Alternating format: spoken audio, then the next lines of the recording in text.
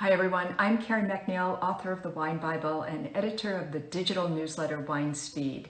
And we are so excited to have you here today with us. I'm coming to you live from my kitchen in the Napa Valley.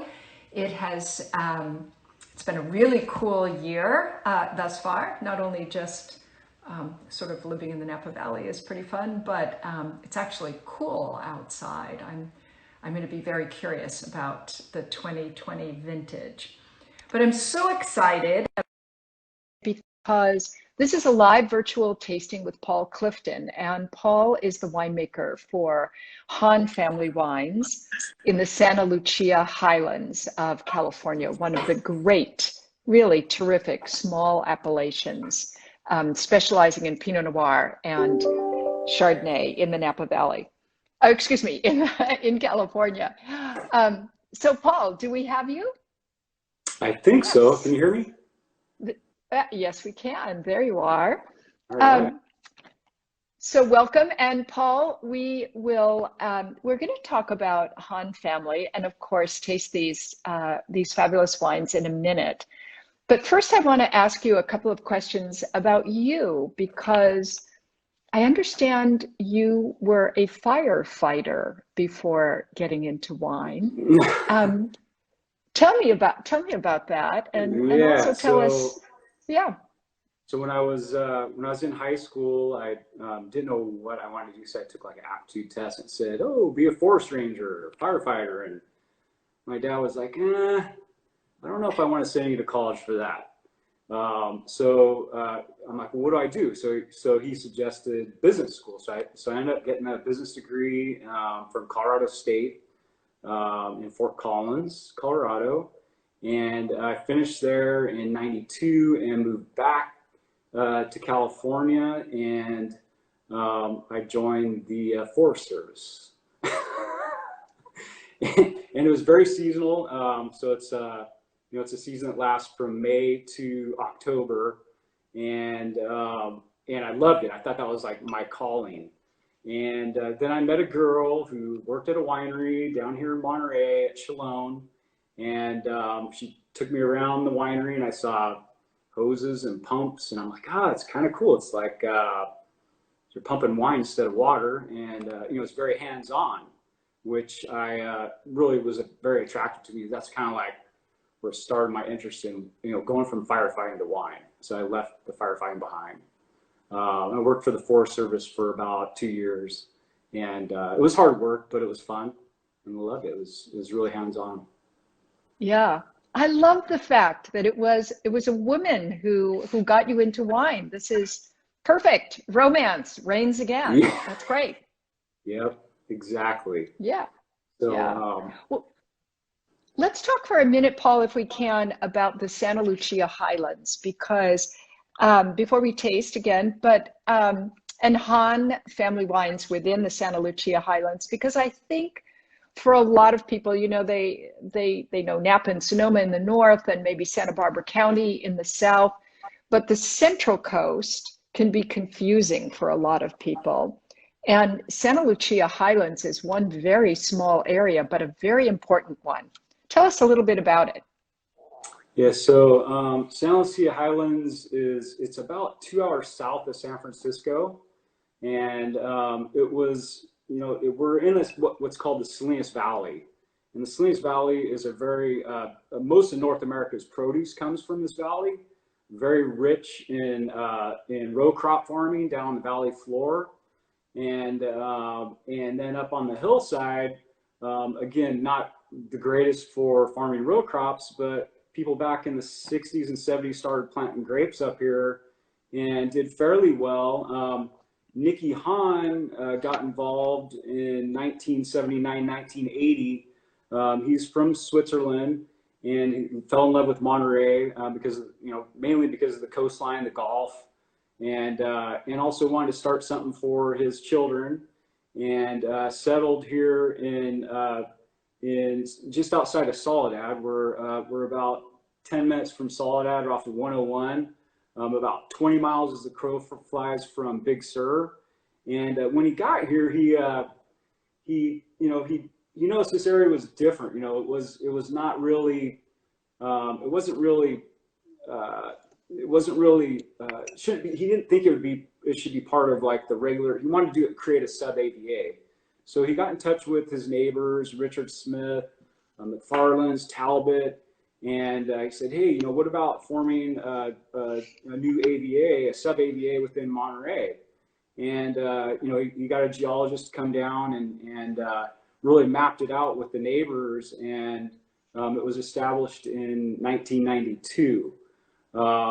Since then, it has we've got a lot of great farmers here. You know, people growing, doing a great job growing grapes here and making wine, and it got a lot of attention in the late 90s from the Francione family, the Pizzoni family, and really opened a lot of growers' eyes to what the potential was here in the Salinas Valley in the San Lucia Highlands.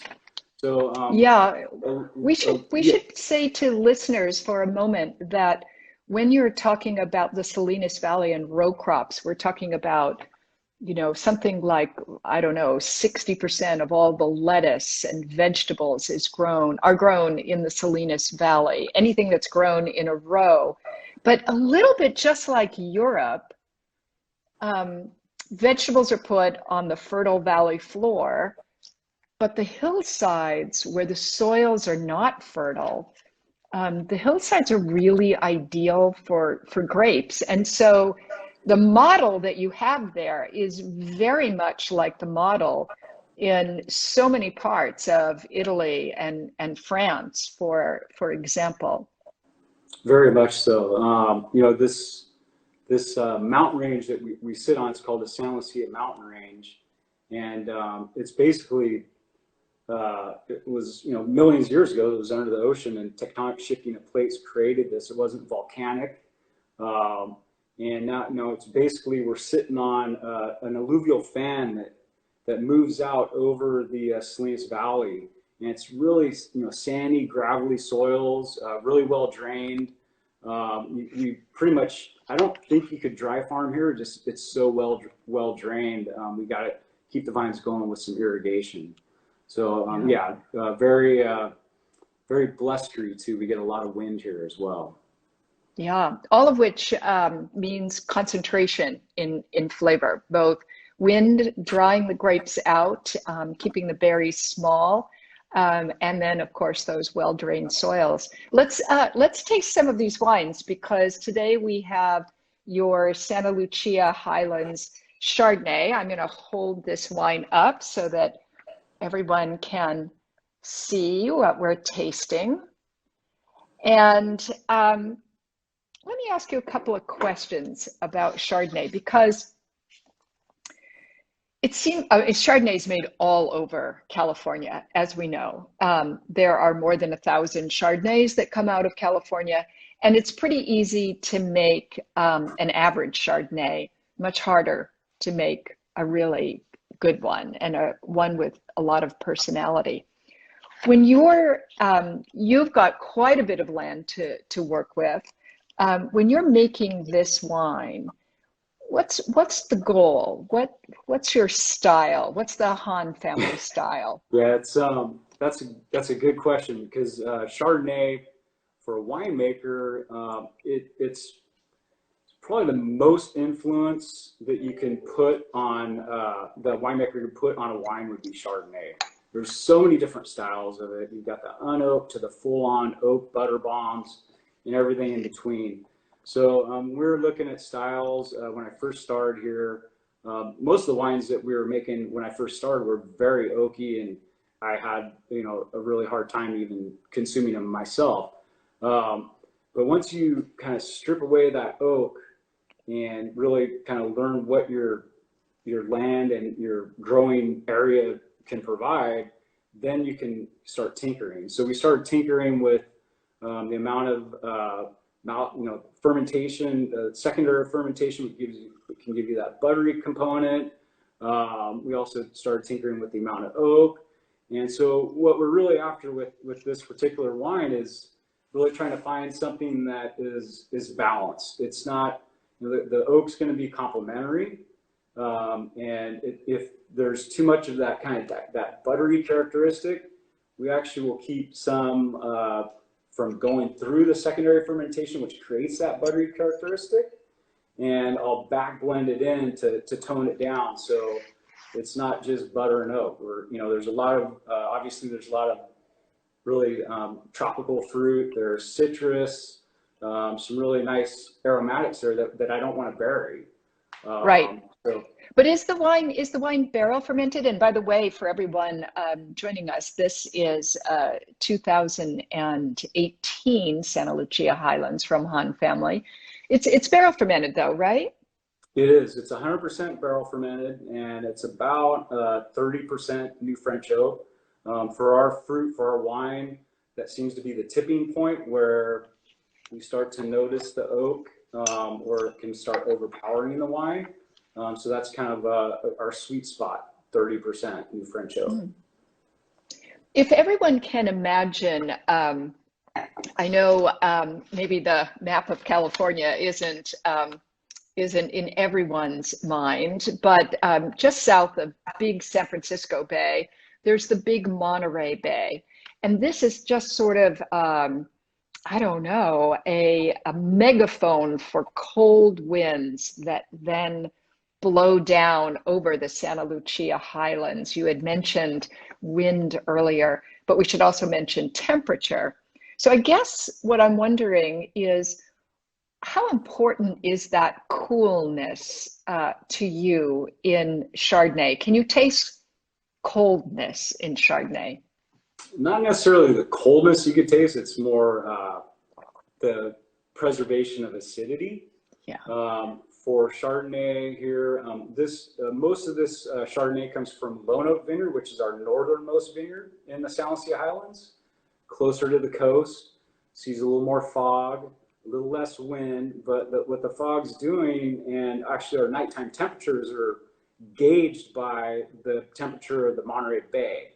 So whatever the temperature, it's typically 52 to 55 degrees. That's what our nighttime temperatures throughout the growing season are going to be in, day out. It's like clockwork.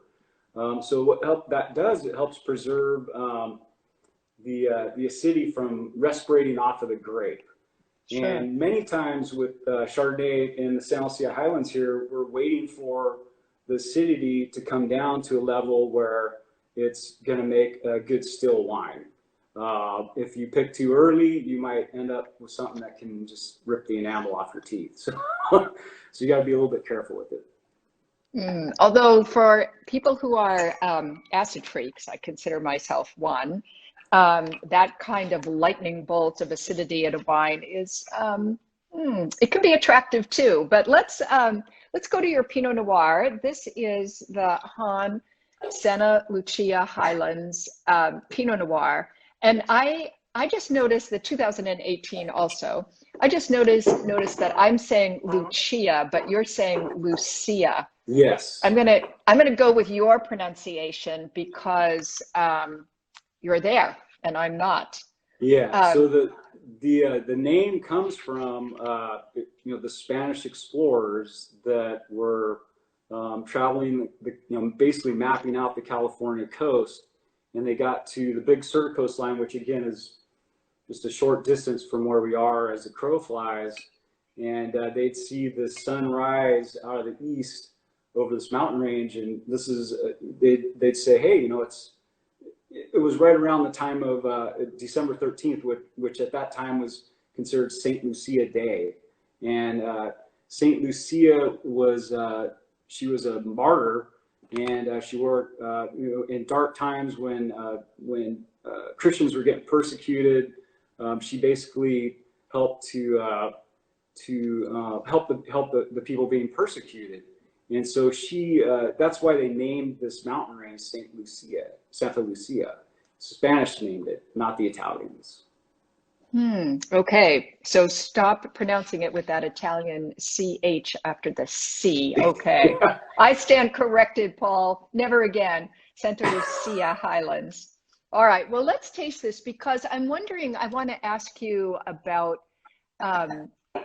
whether or not, to me, let me step back from my comment here for a second, or my thought.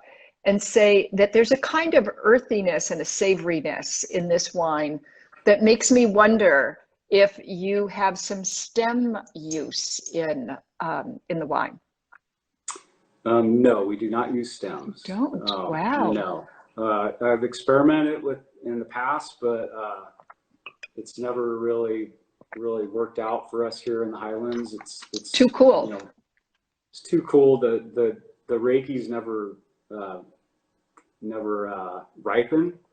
So you know, if you add them for us, you know, our vineyards, if we add it, the wine takes on more of a jalapeno character.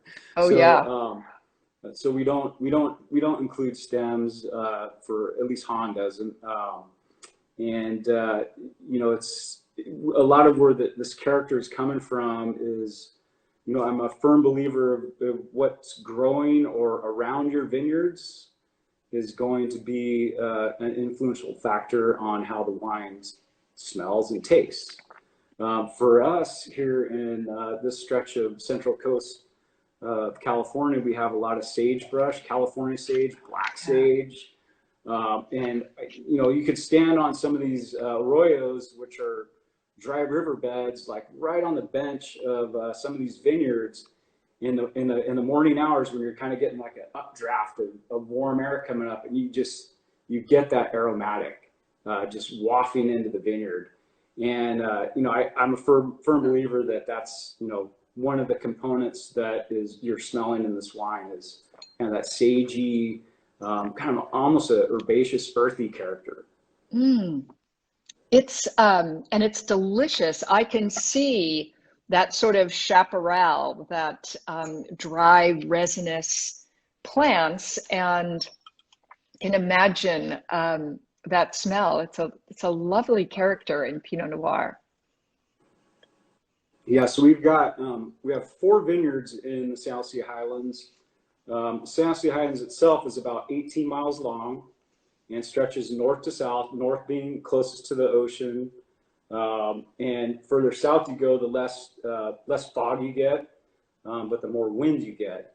So in the northern part of the AVA, which comprises of roughly about 10% of this blend, you get more fog, you get thinner skin grapes, and it's more elegant. The Pinot is a little more, more elegant, silky tannins.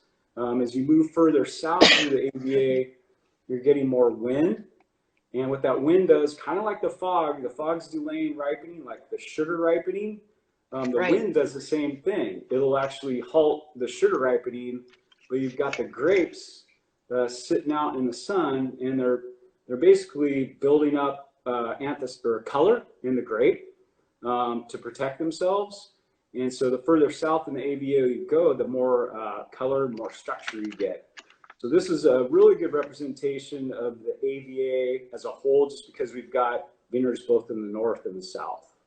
And Paul, do those, Pinot Noir is planted in a good, cool place, is in a sense already known as a variety that can gain complexity.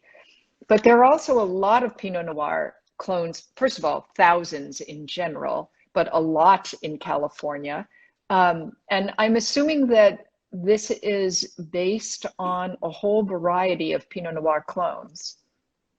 Yeah, so we've, when I first started here, 17 years ago, we only had about 5 clones planted. They're all Dijon clones, and I thought there might be like one winner, like be one to go to. And the first couple of years I was there, it was like every year was different. So we started diversifying, and as we continued replanting and put more in the ground, I decided to diversify, and now we've got over 20 different clones planted, and they each provide a little nuance, and really the mix of clones in a blend really gives you a good representation of what the land's actually doing. That's what I love about Pinot. It's telling you the truth about your land and where you are. How beautifully said, Pinot Noir, telling you the truth about your land. That's, I might have to steal that, Paul. That's very good. We're talking with Paul Clifton, by the way, who is the winemaker for Hahn Family Wines, and we're also taking your questions. And we were just talking about clones. Let me just say for viewers that clones are genetic subtypes, in a sense, of a variety. And one of the most fascinating things about them is that there is no hierarchy necessarily. There is no one clone that is categorically better than all others. Every clone, whether it is fantastic or less fantastic, is dependent on site and year. And as a result of that, most winemakers, like Paul, plant a variety of clones in order to maximize. In certain years, this one will be good. In other years, that one will be good. In certain sites, this one and that one.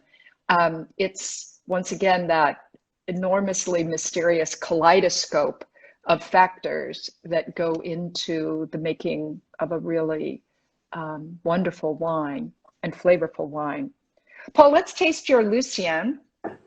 Yeah. Here it is. Oh, wait a minute. Let me get the pronunciation. Is Lucienne all right? Lucienne is right. It is a, okay. It's basically, it's a French name, Lucienne, meaning light, just like Lucia. And we took, basically, it's a blend of names between Santa Lucia, the Lucia, which means light, Lucienne, which is the feminine French name for light. We took Nikki Hahn's middle name, which is actually Lucienne. So we just convert to the feminine version of it, and that's where the namesake came from. It's a beautiful name, but it's also, more importantly, a very beautiful wine. And it's different from the Santa Lucia Highland wine. Well, first of all, it's more expensive, and fewer cases are made. But how do you think about the flavor differences? If someone said, just, describe the two flavors and how they are different, what would you say? Yeah, so this particular wine, the Smith Vineyard, it's our highest elevation Pinot Noir, and it is it sits at about anywhere from 1,000 feet up to about 1,300 feet. So it gets kissed by the sun earlier in the morning than many of our other vineyards, and so it's going through photosynthesis a little quicker than everything else. It's not going to have, kind of the structure and power of, say, our Doctor's Vineyard, which gets just hammered by the wind. It's a little more wind protected. You get like this really nice dark fruit cherry. Keep picking up citrus on this right now. Yeah, and this is the Lucienne wines themselves are basically showcasing each of the pieces that go into the SLH Pinot, each of the vineyards. So we've got, like I said, we got 4 vineyards. We do a vineyard designate for each one of these. We do Lone Oak Vineyard, Doctor's Vineyard, Smith Vineyard, and Hook. So is this, just to clarify though, then Paul, we have a question coming in. Is this then a single vineyard wine? Yes, these are all the Luciennes are single vineyard wines, showcasing each vineyard by itself, and really giving you kind of a good breakdown of what each vineyard does. The other thing that when I first started here was I'm trying to figure out what each vineyard's doing. We're making all these wines identical in terms of like the fermentation, the yeast, the oak, so that there's no influence of winemaking on how the wines turn out. So we can kind of like decipher which clones, which blocks, where the gems are. And the Lucienne represents those gems. Wow, just so interesting and beautiful. For me, I also, I love it when Pinot Noir demonstrates a sense of spiciness. And I don't mean spiciness from oak. I mean some kind of an inherent spiciness of flavor, very subtle, something a little exotic though. I'm wondering if you sense that in this Lucienne and where you think that's coming from. Yeah, it's a little wild. It's again, the block this comes from, it literally sits up top in the chaparral. It's surrounded by chaparral, so I think that wildness is coming from what's around it. Yeah. Let me ask you this. I've heard winemakers sometimes say that different grape varieties kind of teach them big lessons in life, or at least some lessons in life. I'm wondering what Pinot Noir taught you.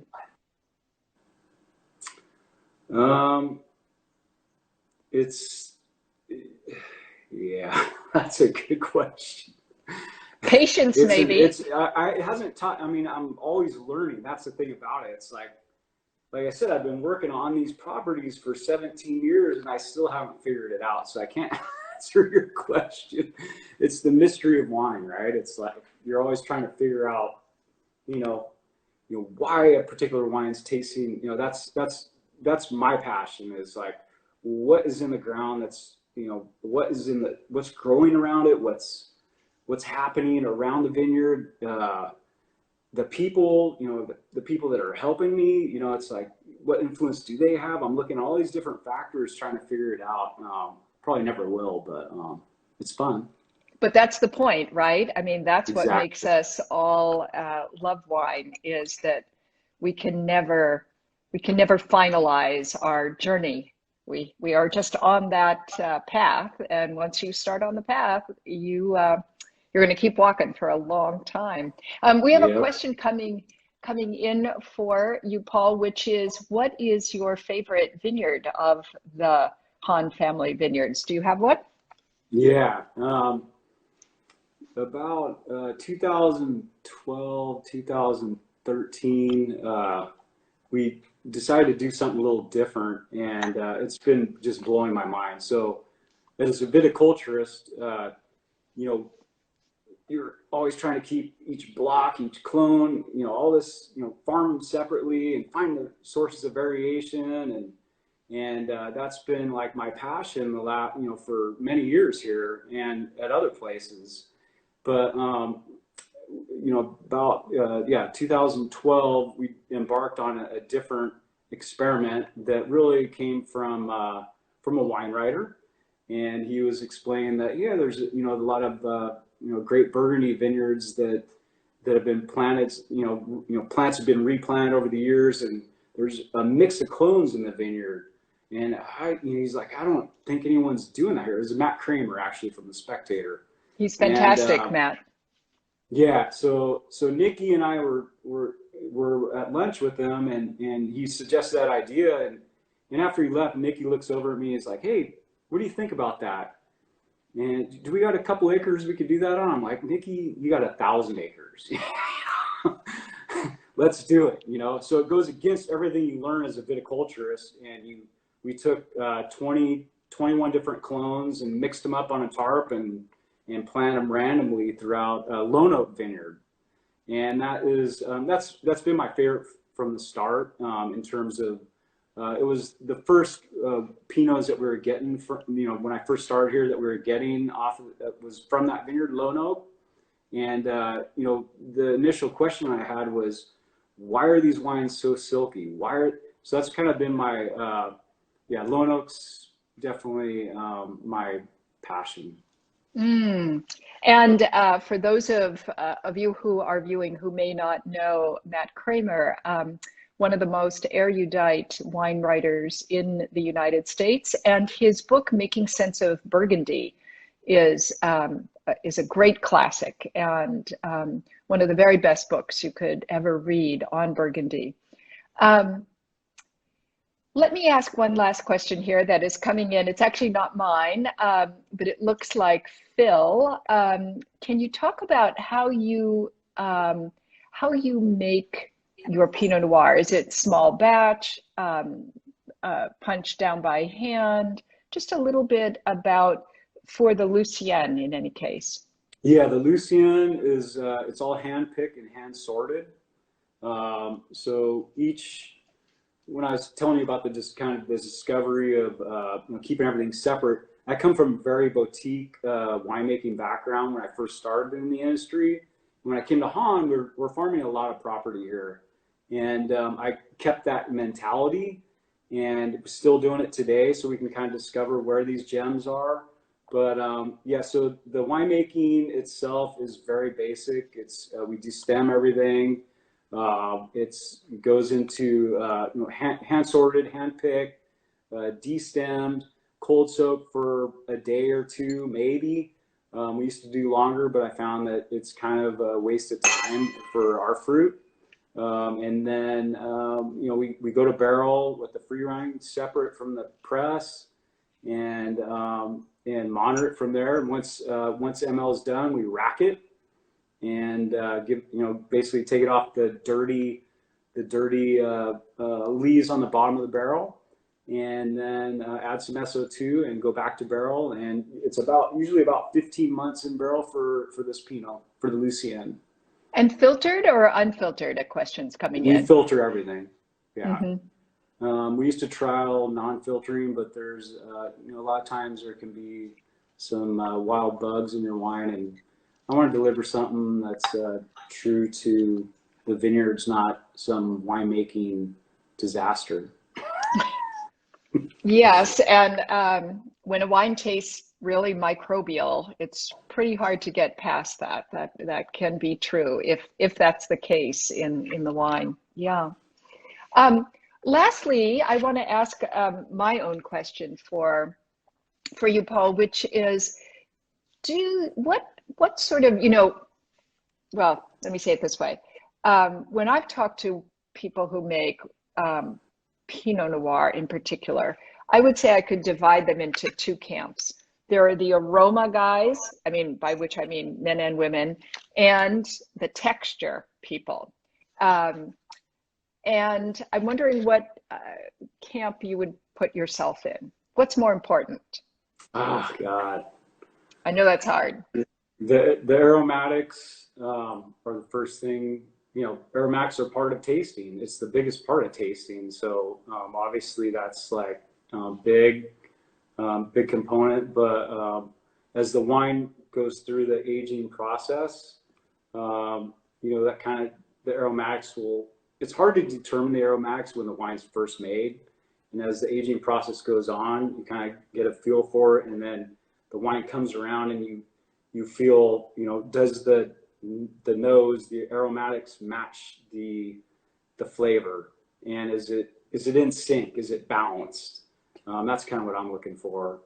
It's both, really. It's hard to decipher one or the other. Well, that was really lovely said, though. Paul, thank you so much for joining me today. It's been super fun to taste your wines. Thank you for having me. Jeez. Absolutely. And I, every I don't know, many Santa Lucia Highland wines that I've had, I've really adored. It's such a special small appellation. So it's been great to have you on. And thank you, everyone who has been joining us. We're grateful that you've been here and tasting along, or perhaps we'll get these wines and taste them in the future. I'm Karen MacNeil. I'm the author of the Wine Bible and the editor of the free digital newsletter, Wine Speed. Thank you, and we'll see you next week. Thank you, Karen, and your audience.